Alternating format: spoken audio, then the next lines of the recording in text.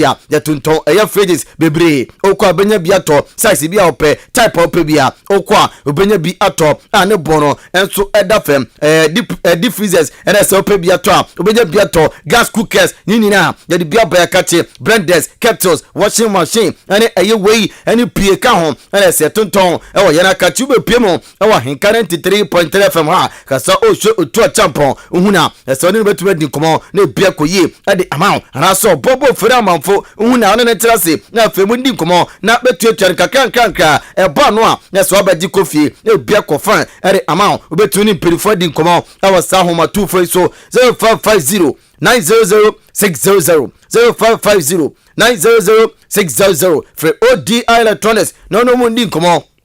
na bi bian koye enso emfama yentu fan kwa manone ne yakwahye nsam na se anopai enso emfama de a ye hyase emfemfri FIFA Club World Cup a chese etofem no endroda semi final game bakoto fem na kupiema sei en score nice no esi ekoy Premiers ehye academy no ama Al Ali entumi anteka no na ndama tisa etofem no sei en esi akọ boboku a ye fer Montreal etrafi woni Al Jazeera ed ebony 1:30 PM no game no etofem FA Al Hilal ebetrafi woni Chelsea the Blues enso ed ebony a that game no enso 4:30 a enso etofem yedi musem no edi ejao ye kopiemo ewo ye Premier League nim ne amfama tisa etofem emfama ukopiema say ene titie ewo eboboku a ye fa Manchester City watrafi woni Brentford ed bebony 7:45 PM no game no etofem Norwich etrafi woni Crystal Palace ed bebony 7:45 PM no game no etofem Tottenham Hotspur watrafi woni Southampton ed bebony 7:45 PM no game no etofem Aston Villa watrafi woni Leeds United ed bebony 8:00 PM no game no etofem a ese kopiemo ewo England in Potema matches etofem no eno enam de amawa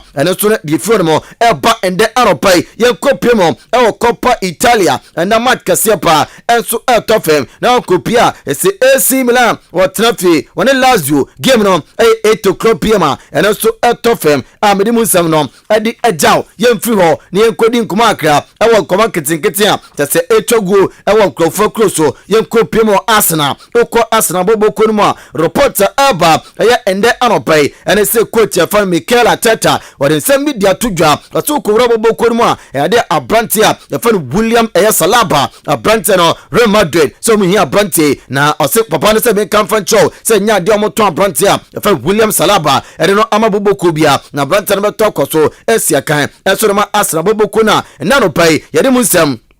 enso edi ejao yemfiri ho ne enkopiemo Aston Villa ne enkodi nkuma akra enso emfama oko Aston Villa boboko mu a reporter enso aba edesa brantia ya fere Javes Buswama no se reporter aba enso mu na brantie edi nkomo akadwie bibia etona kwemu a edesa brantie obetufa na kopiema siakan edema Aston Villa boboko no ene reporter aba yede musem no edi ejao Tottenham Hotspur ensam kakrie fermo enso aba ende aropai papa fere Antonio J ono area manager ema Tottenham Hotspur boko no na opedi se media tudwa wase Brentford for Christian Romero no esa Brentford ofi Atlanta ene be pemo Tottenham na e loan ena Brentford eba bebo nyeso oba no ose ne performance no de se ejina naso yepa e kedwa na kasa enti no e de Brentford no amo tokoso na fe ama stand contract no no me na wiwe bibia na Brentford tokoso se kan ena ma Tottenham Hotspur ene nkoma akra aba ene Europe ya de musem no edi ejao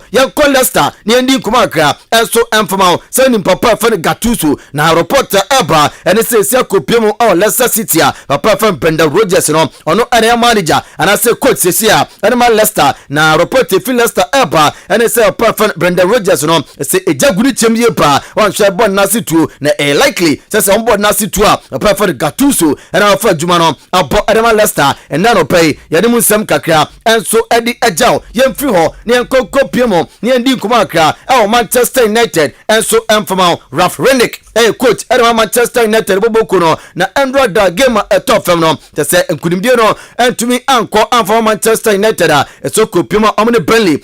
draw na no anapapai wade nsem kakra da tudwa ene anapai wase Andrew da performance re de na enye emonyomonyomonya te se niema acheda ankoyi anfa Manchester United boboko no na pane se mo kokone se da be betumi aboa na fe niema na akoyi enso na Manchester ene enkomo kra eba yade mu nsem no enso edi agao Manchester United wa ena yegina yendi kuma akra enso emfama amawuremo ewo Leicester City a esa Brentford fan Julius Tasman no esa Brentford no omni edi nkomo se bibia etoma chesa sama no abete betufa akopiemo ewo Manchester United akosi akan enso edi amamo na nya Brentford kwa Declan Rice ena fa Brentford ya fa Calvin Phillips no omno mu na edi nkomo ewo kukuam se bibia ekoyedi a na Sam Brentford agituma no mu kopio akosi akan Manchester United na ropedi munsem enso edi ejao yenko Newcastle na fe yensanembra fem ne yemfa fisem kakra emfa peso enso emfama edi hawo coach edema Newcastle boboko no na pedi nsem bi dia tudwa wase Brentford ko fani na nse abaye 35 million pounds Brentford fan Bruno Gomes no Andrew da papai anasa Brentford wan chance emfama Newcastle against Everton na supporters no chese mo dwa amoso mo chance as a champion player another champion man omko fana ba no Brentford to chance amfa amomo na no ana coach ne den se media tudwa wasa Brentford de it's a match bebre anasa games bebre onomo enso de ma Brentford fan Bruno Gomes and reporter eba na no pay yade mu nsem no enso edi agao yetia bafie na yetia bafie yemfa sedan nsem no enko emfama fixman capsules nda no pay me kambo ndewro enso emfancho se wo ye bema dia se otumi gina ona so na wo ye bema niema na nkofo hu se yes wo ye bema ampa na bema se koda keja awabei se otumi bo adwuma na fe bia koye di ma no na ye frewa fe na o kinkan graphic fe na watu phone na oba betwa bet bema de ayakeka ho na bo adwuma den ewo empam na fe bia koye enso emfama etise onim se wo kwaku ni nya adwuma edura make for dia ma no fixman capsules nda do pay unya bia te se be fix oniama enso dema na bia koye ere mawa nda do pay make wasem ede actual sanso na opiemo se malaria nko a na hawadwen obioma niti no pan gbagba esa utumi enya adwuma code ye beto aduane oba wo to aduane ye ba beto aduane afi na wo pu hwim na twen dabi esa enkoye enso emfama se code atwa kona kope fix mala mr bi na bubo bia no pa wian mbre na bia enkoye enso emfama obedaba so no na obodi mu nyina ohunam na ya oya kona kope drobi na nom na fe uje no body print no etu ase enso emfama na se enantema proper na hawadwen anasa chicken pox pimples ene rashes bia agu hunam nani a se ema hunam nani no ente emfama no kope fix Arabella ultimate na fadi juma na bia enkoye enso emfama wodi wani chemo ewo ye atemodan se otinoma drug stores obinya bia to sanso na opiemo ewo wo green obinya bia to amafo pharmacy Timoda obenya biato Canada drug stores obenya biato sansura chuma si drug stores no eno so eye atimoda obenya biato eni bebia tutu drobia uroma obenya biato no doso prodi de furniture mo ewo both chemicals eno ewo atimoda uduro bia nkokofo no ewo na ase uduro ha no obisa be hunu both chemicals na fa kotu bia koton na bia koyi enso dema woni penifo di nkomo ewo sa ahomatu fo so 0205 88 500 0205 o from ombejo so na fe bia koye e de amount anaso se 0208 444442 0208 444442 o from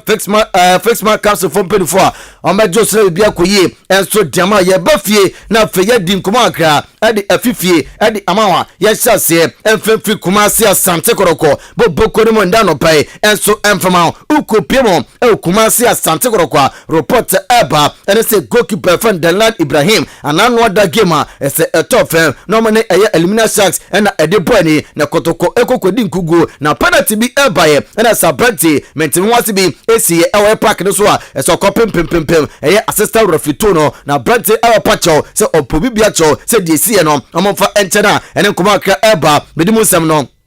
enso dia ejaw enne anopai na kotokwa de gina abrante fa Joseph Amuakon osi aka enema Kumasi Asante Koboboko no 18 years and abrante enya na esi asa abrante na wuro enso oya brochirima mu a ese okwasa contract no apiemu oya Sweden a ese team for Husband FC no ese abrante na kopiemu bibia ekoye dia na ese Joseph Amuakon ekopiemu ewo Sweden na fa kosi aka enso ohormo a ene reporter aba yade mu nsem no edi ejaw Kumasi Asante Koboboko ehwa na yegina yensendi nkumakra emfa emao uremu a ese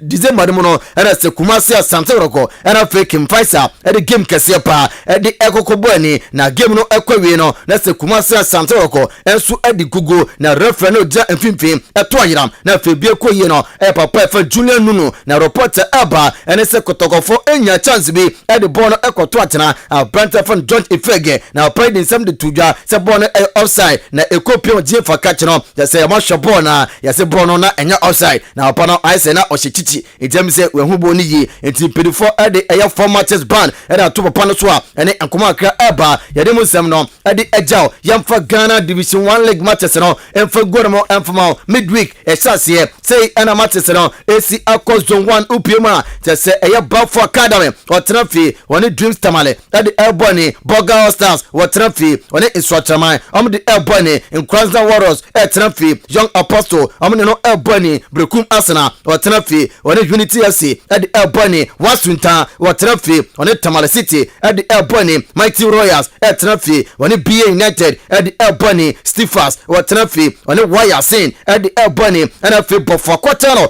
etrafi woni eye Kintampo FC enso de Bony a we Zone 1 matches eba yade musem no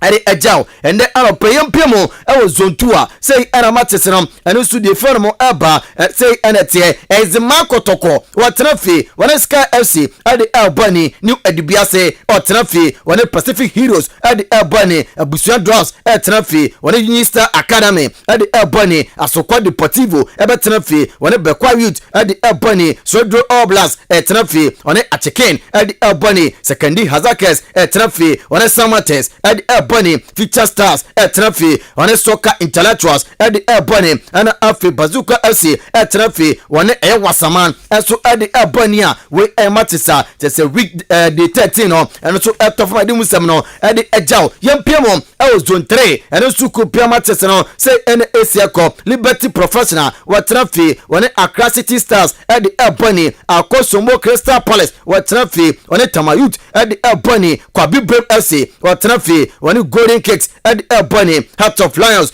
etrafi wona Susubribi edi Ebony Nania FC etrafi wona Kotoku Royals edi Ebony and 3 PM game no etofama yede munsem edi ejaw Vision FC etrafi wona Inter Allies edi Ebony Mighty Jet etrafi wona Accra Young Whites edi Ebony etrafi Ankoti United enso etrafi a wona Akachi Stars enso edi Ebony a yede munsem nina edi ejaw aha ene edi nsem nina edi si enano pay ne wia baba enti yaba de kemnina yaba be gu akwamo enso edi amount foster ena ye be producer nde anopay wa brumpo pokuare ana fe kwabena ajenim the sports head enso eboame ende anopay misumedi edi Kofi ajiwi eji ena kentuma boani a yede akudiem nsem edi be somwo ende anopay jemo na fe opobo fere amanfo ato aso the morning show no edi amount